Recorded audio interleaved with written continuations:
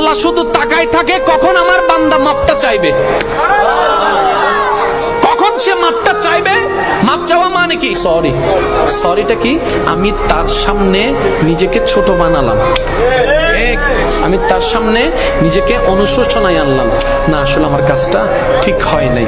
এবার আপনি করে ফেলছেন জেনা, আপনি করে ফেলছেন বন্ধু বান্ধবী মিলে একটা অপকর্ম, আপনি করে ফেলছেন কোনো নেশা, আপনি করে ফেলছেন কোনো সুদ, আপনি করে ফেলছেন কোনো ঘুষ, আপনি করে ফেলছেন কোনো অন্যায়, আপনি করে ফেলছেন কোনো একটা কাজ যেটা করে আপনি গুনাহ করেছেন, আল্লাহকে কষ্ট দিয়েছেন, আল্লাহকে নারাজ করেছেন। এবার এত বছর পর আপনার মনের মধ্যে একটা অনুশোচনার বোধ জাগলো, আপনি শুধু মন থেকে বলবেন আল্লাহ মাফ করে দাও না, আল্লাহ মাফ করে দাও না, আমি চেষ্টা করব ভবিষ্যতে আমি এইরকম কাজ আর করব না। আপনি শুধু নরম সুরে একবার বলবেন, আল্লাহ পাক জানেন আপনি যখন এরকম করে চোখের পানি ছেড়ে ছেড়ে যখন আপনি তওবা করেন, তখন আল্লাহ পাক ফেরেশতাদেরকে ডাক দেয়, ফেরেশতাদেরকে ডেকে বলে, ও জিবরাইল দেখো না আমার বান্দা কত ছোট বাচ্চার মতো কান্না করছে, কিভাবে চোখের পানি ফেলছে, কত রং বেরঙের কোন সুন্দর নামে আমাকে ডাকছে, কখনো রহমান ডাকছে, কখনো রহিম ডাকছে, দেখো না তার ডাকের কত মায়া, দেখো না তার ডাকের কত ভালোবাসা, কত